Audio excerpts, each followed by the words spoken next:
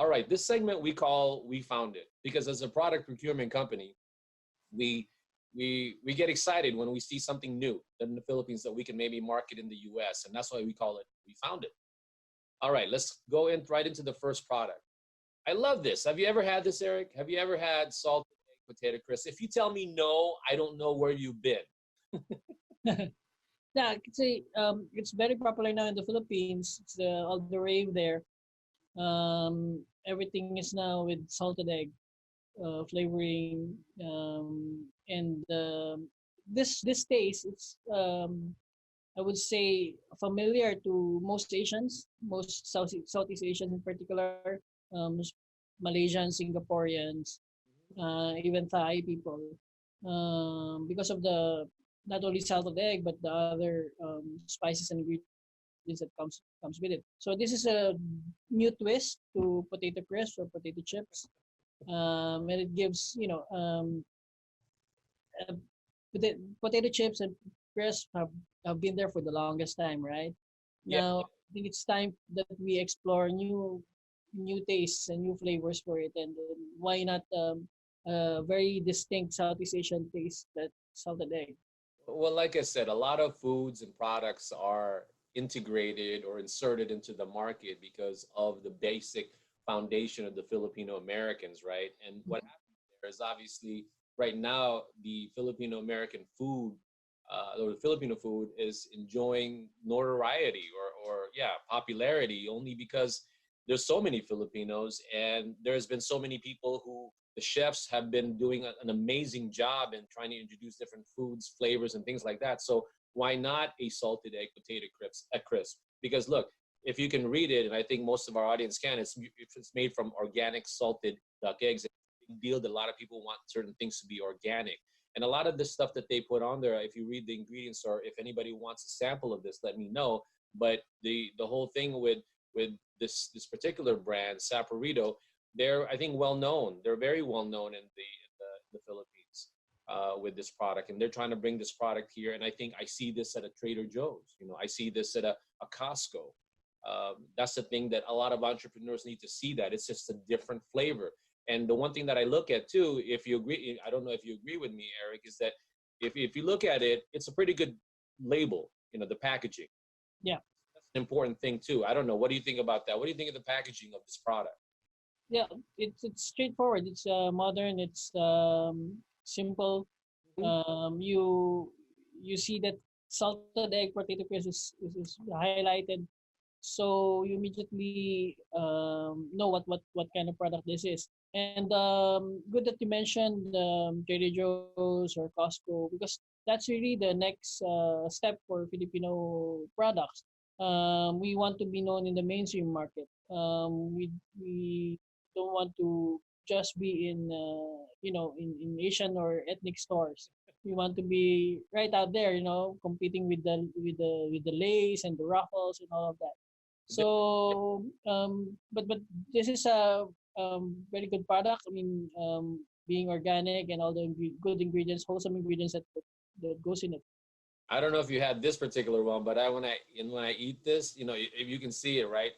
Yeah. I ate it and I couldn't stop, and I really couldn't.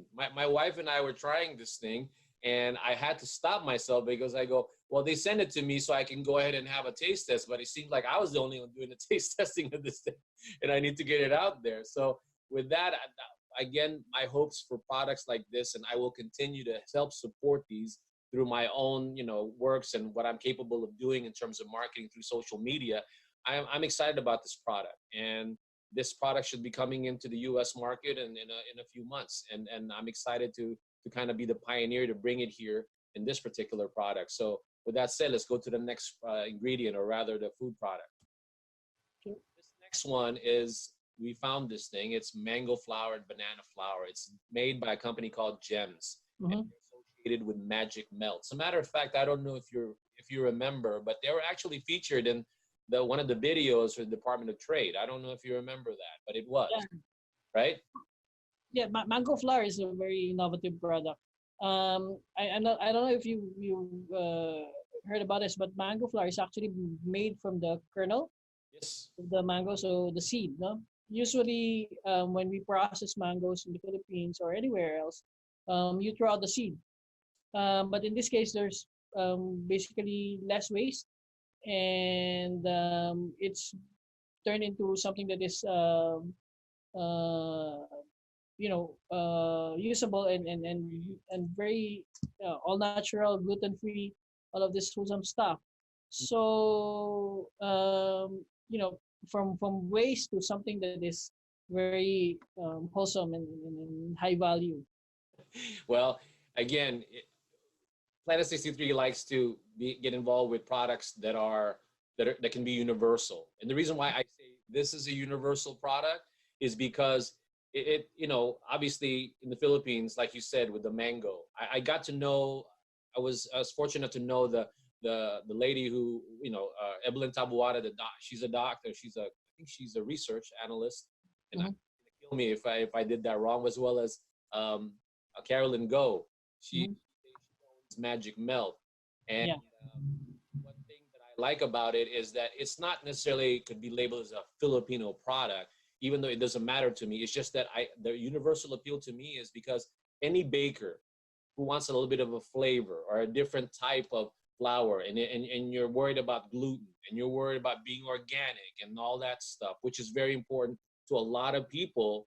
This is a product that, unfortunately, you cannot justify by just looking at the package. What I'm hoping is a lot of people that, in the baking industry, like the Philam bakers or any bakery who want to try something new, to call me, to call Planet 63 and ask for a sample, because we're actually looking for bakers to actually make this, and the manufacturers are actually willing to provide samples or a good amount for them to bake it, because that's the only way you're going to know if this is going to be a good product, not just by looking at the packaging. It could be the nicest product, but what do you care? It's just flour, right? But Mm-hmm. if you use it, they're gonna be amazed. Especially, you're probably discovering a lot of Filipino restaurants and bakers here, Eric, in your journey so far in the community, and a lot of them can. And I'm hoping they will take notice of that, and we can promote this thing. Of course. So that's the thing that I really want to push forward. All right, now we're gonna go away from the food a little bit. Let's go into the last product. Oh, yeah. You know what this is? I don't have to tell you. This is bayong. From my recollection, when I lived in the Philippines, when I was a small boy, long time ago, I saw it, by being carried by my mom, my aunts, my aunties, going to the market just so they can put a lot of their products in, the stuff that they shop. But now this thing has progressed to where you decorate it a little bit, and it could be like a beach bag, it could be like a still a market bag, and it could actually be, if you put a little bit of a bling bling or a lot of the different jewelry, or jazz it up a little bit, you could take it to a nice party, like a garden party or something. It's evolved into something sort of amazing. It's just everybody is figuring out how to use it and customize it. And I'm really, really hoping that a lot of the boutiques, as well as even the major retailers or online retailers, but it's a matter of, will take notice of this thing and start selling it here in the U.S. market. As a matter of fact, this product is actually available at an Philam America. Well, it's an online store that carries only Philippine products called Shop Sari Sari. We'll discuss that a little bit later. But I don't know. What do you think? Do you have memories of bayong, or what do you think of bayong? How do you take that, Eric? Yeah. Bayong is the first eco bag, right? Yeah. Our grandmothers used to bring it along with them when they go to the market, to the wet market, to buy their daily produce. Mm-hmm. And now you can see it's blinged up. It's now a fashion item, and but you can still see the traces of the handcrafted nature of the bayong, right? You can see that it's weaved, Mm-hmm. and traditionally it's weaved by hand until now, I think. And if you use certain materials like abaca or other natural materials, you can have it, fully environmentally friendly. Oh yeah. So this is a product that I think would work well also, not only for the Filipino market, but of course the mainstream market as well. Hmm. I hope to see it in Macy's soon, Hmm. or in in all of this department stores. There's a lot of little boutiques that it could be sold to. Obviously, a lot of people will sell this online, but in every part of LA, Southern California, there's a place for it. It's just a matter of, like I said, I'm trying to encourage or open up entrepreneurs' minds in terms of selling this, even in a boutique or a pop-up store. Yeah, Even with that. But obviously, the ultimate goal is to have it in the major retailers, like you said, like at a Macy's or something like that. And mhm, love to see that. yeah, But in the meantime, we it's creating, it's so far it's creating a lot of attention in terms of the as a fashion accessories. It's just a matter of everybody who manufactures this stuff has a different style about it, but in its purest form, it's very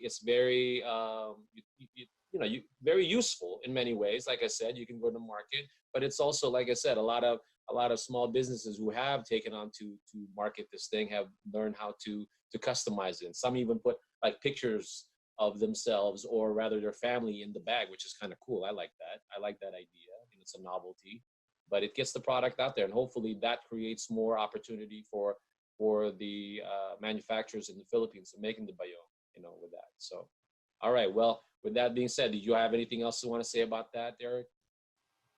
yeah. Actually, I have one in here. I think. Oh, you have a bayong. What are you gonna give it as a present? Oh, there you go. Hey, I recognize that bayong. I know where that is. I'm gonna put a plug on who's carrying that. If anybody likes Eric's bayong, they should go to um, shopsarisari.com. That's where you got it, right? You got me there. So like I told you, this is also from shopsarisari.com. And I want everybody to know a little bit about that. And with that said, that concludes the product showcase of our segment, and we'll move on to the next one. Uh, that closes out the We Found It segment.